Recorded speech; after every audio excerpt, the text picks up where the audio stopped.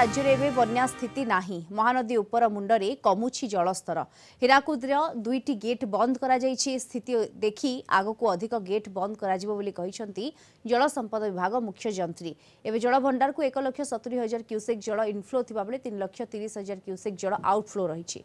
मुंडुली रे पिक समय 4,85,000 क्यूसेक जल प्रवाहित होला परे एबे 4,35,000 क्यूसेक जल प्रवाहित होउछि। लोअर इंद्रर 2टी गेट खोला जाइछि।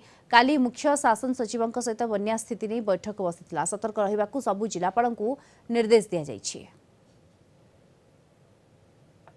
महानदी बन्या कहले बर्तमान हीराकुद स्थिति आम रिजर्भर आम गेट खोलीचे। काल रात्रि आम 2टी गेट बंद करूँ। हीराकुद इनफ्लो बर्तमान पाखापाखि 1,70,000-80,000 पाखापाखि अच्छी। एवरेज आउटफ्लो से 3,30,000 अच्छी। आउ रिजर्भर लेवल बर्तमान 611.3 पाखापाखि अच्छी। 47 थिला नटा और कमी जीवन।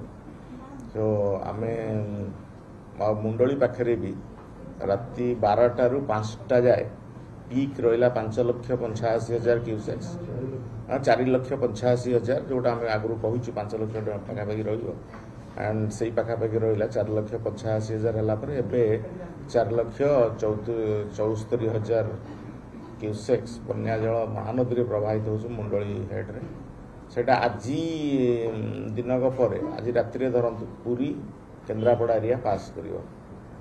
सो आज राति 5 लाख बन्या सी आम रिवर बेड रे जीव। सो तार किसी स्टिल जहाँ कहते कौन जगह कि सेमती but we are still alert. So सेमती किसी बन्यार स्थिति ना। वर्षा भी ना कौटी थ्रू आउट ऑल बेसिन्स आम जिते अच्छी आवरेज वर्षा से कौट दिए 3 एम देखिले से वर्षा किसी ना कौटी। एवं जेहेतु आमर लोअर इंद्र रिजर्भर जोटा खरियार नुआपड़े जिले में सेटा जेहेतु 50-56% हो जाता। आज आम 11टा बेलू 2टा गेट को जहाँ चलती खोल सब पालन है तार 2टा गेट खोल कमे देवु तो लोअर इंद्र से 4,000 क्यूसेक्स पाखापाखि जल आसो जोटा से तेल आस महानदी विषय तार किसी इम्पैक्ट ही ना। सो ये है सामग्रिक स्थिति।